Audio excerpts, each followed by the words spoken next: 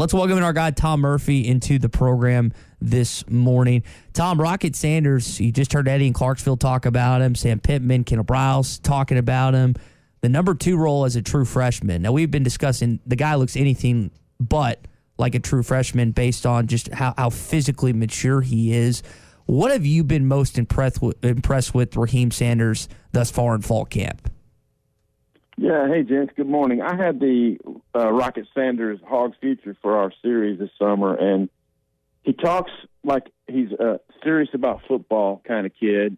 And the cool thing that when Sam Pittman was asked, what is it that's so impressive about him, the first thing he mentioned was you go over to the academics building, and he's on top of things and asking questions. And so he's very plugged into what his college life is going to be about. Obviously, he fits the bill physically because he's a big dude. I mean, it's 6'2", 220-something, maybe 230. And he's fast for his size. Mm-hmm. So a potential home run hitter who I think in the time between spring and right now is more in tune with the playbook. And, I mean, he's physical enough to pick up pass protection duties. And always, what we do is we always embrace the next great thing coming along. And let's don't forget, Traylon Smith, turf toe, he was out last week. It's been good for Rocket Sanders to get first team reps and basically show he belongs there. So now you can go to him in, the second series of a game or the third, or just filter him in here and there when you need to, and possibly be a big-time goal line back. Because you think back to games 2 and 3 last year, they were trying to do some quarterback keepers and things that got denied against Mississippi State and Auburn. And, well, maybe you have a big back that can drag a guy an extra yard or two and score touchdowns. So I just think they wanted to have combo backs, and they wanted to have, lightning and thunder, so to speak, and I think Rocket Sanders can give them that. Another 4-star freshman, Ketron Jackson's been standing out. He's looking like he's going to be the third wide receiver in the rotation. What have you thought about the former Royce City high school player, Tom? Well, it just comes in with great credentials.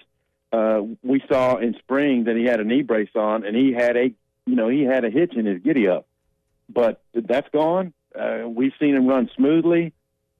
Seen some passes for him in our viewing period that were close, and he's made some good catches in one-on-one. But apparently in the team stuff, he's really starting to rise. And Sam Pittman called him pushing for a starting job, and so that's a warning to Trey Knox and Tyson Morris and veterans that this kid's coming. And I think Devion Warren gets over the hamstring. Traylon Burks gets ready to go. They needed a tall option, a dependable guy. So I'm sure there'll be some freshman hiccups, but it seems to me like he's in the top 4 or 5 guys for sure. Tom, let's give our audience maybe a good picture, some insight on what happened Saturday. From reading your accounts, ones went against twos for a while, and then the ones played against each other, about 140 total snaps. I thought this was the interesting part. Last week in the first scrimmage, Sam Pittman was pretty clear that the defense had won the day. Tom, this time he was pretty uncertain about who won the day, thought it was fairly even on the work that he saw Saturday. Exactly. And so I think that means that you have to kind of read between the lines on some of that. When did Rocket Sanders have his 39 and 6-yard touchdown? Mm-hmm. And what defense was that against?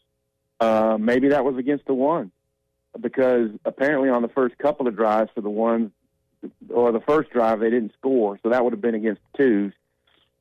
And then, when did Malik Hornsby do his damage? Because when you score touchdowns from 80 and 8 yards on running and then throw a couple TD passes, John David White was one of those, and Kendall Catalon was one. So was that with the 2 offense? Because KJ didn't play a ton. So there's a lot of, trying to figure out things. But, offense obviously rebounded from what wasn't a great first scrimmage. And then on KJ, it was basically they wanted to make their reads faster, and Sam Pittman felt like he got to his reads faster and just had a solid day, and he scored 1 touchdown rushing. We talked about Sanders, Ketron Jackson, another young player that got an opportunity. Some of these veterans that were held out, like Traylon Smith, like Traylon Burks, some that were in limited contact, Jalen Catalon, another one not out there. We could go down a list. There was more than a few names. Gives these young guys an opportunity to grab some spotlight, and sounds like some of these young guys, like a Ketron Jackson, has maybe secured themselves, if not a number 2 starting role or a backup role, at least the confidence in their position coach and their coordinator to put them out there, Tom, for some snaps in these first 3 weeks where you open the season against non-conference opponents at home. That's right. Absolutely. I think you're right there. And, Kendall Catalon's had a good camp, too. Mm-hmm. And so when you start looking at that receiving core, guys that you can trust, maybe the list is growing some. I mean, and John David White, when he's gotten chances in games, he's delivered some big plays, too. So I think once you get beyond the known veterans, Burks, Davion Warren, Trey Knox, Tyson Morris, then you're getting into these other guys who are going to make up your travel roster. Obviously, Ketron's blocking is going to be something people keep an eye on, because when you come from high school and you're the man, you're not doing a ton of big-time blocking, and that's required here. So we'll see how that develops, and I'd like to think that they're adding depth, better depth at basically every position. And quarterback play, again, going to be huge if these guys can do the read and execution of plays. Tom, what did you think about Landon Rogers asking the coaching staff and moving to the tight end role? Well, I basically saw a crowded quarterback room where he wasn't getting his third-team reps behind Jefferson and Hornsby, and it's been Coley and Renfro and John Stephen Jones getting the third-team reps, and so he wants to hit the field. He's got a tight end-like frame, particularly if he fills out at 6'4", 215. If he gets up to 6'4", 245, 250, he could be a quality blocker, and then he's obviously got the quick twitch and agility as a good quarterback. So we'll see if it sticks and what he thinks of what the quarterback situation looks like as the season goes along. But they needed help at tight end for sure. I mean, they rotated a bunch of guys who were not recruited as tight ends to that spot, and so he's been the latest. Tom, your Atlanta Falcons lost one of your backup quarterbacks in A.J. McCarron, torn ACL, and this kind of gives Felipe Franks a major opportunity to be that solidified backup role. What have you thought about his preseason performance, and do you think he could have an impact if Matt Ryan was to get injured at some point in the season for the Falcons? An impact for what looks like it's going to be the worst team in the NFL. Is that what you mean, Ty? You're that high on him. Wow. Well, when you basically do nothing against the Dolphins, hey, look, I wish Felipe all the best. I hope he makes the roster. I hope he gets some playing time. I noted that he was like 2 for 10, and he had some good rushing yards. The clips we've seen of him have been runs. So the Falcons are going to have to get a lot better, or, whatever he does is going to be kind of like an asterisk to a really bad team. We haven't been good in the preseason in many years running, and we're talking way too much about the Falcons.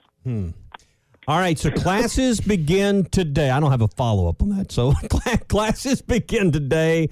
Coach talked about seeing how his team's focus and where their level was today was going to be really important. What are the important things to you other than getting over injuries and avoiding injuries? What's important these next 12 days as we're 12 days out from the Rice game? Exactly. We cannot overemphasize how getting healthy. Mm-hmm. You want to go into the season feeling like your top guys are healthy. And that means Jalen Catalon with his shoulder, just hopefully that it's nothing structural, that just rest will get him ready to go, because he's so integral to what they're doing on defense. He makes reads and calls and helps everybody, and he obviously goes up and hits people. So getting healthy is a big deal. The next few days, today, tomorrow, Wednesday, are going to be about just improving their execution and their schemes. And then Thursday, it hits, man. It's game plan for Rice. I'm sure they've been, working in little things that are going to be, game plan things that will apply to the Rice game. But just making sure that depth is good. It seems to me they've gotten through camp without a major injury like season ender, as far as we know, and that Ricky Stromberg will be able to come back at center and kind of make the line whole again, because he has been going through practice a little bit. I mean, Dalton Wagner's had some back issues where you see him stretching a little bit extra on the side. Hopefully he'll be ready to go. Yeah. Getting these guys fresh and pointed toward the Rice game is big. And you mentioned some offensive line spots there. It looks like, I guess, Latham's going to edge out Jones, but that one's still maybe too close to call at this point. It may be, but when you've done it through the 2 scrimmages, there's not a lot of time left for Luke Jones to have a massive day. I'm sure there'll be a little bit more thud work and teamwork and things like that between now and the Rice game. But the good thing about that is that we think Luke Jones is a quality player, and I think they have more depth. And I think that Tykeus Crawford's coming along at right tackle, and they would feel better about having to sub in, on the inside or outside this year than they were last. Tom, we appreciate it, buddy. We'll talk on Thursday as we get closer and closer to the upcoming game against Rice. Sounds good. See y'all then. Bye. All right, Tom Murphy with us.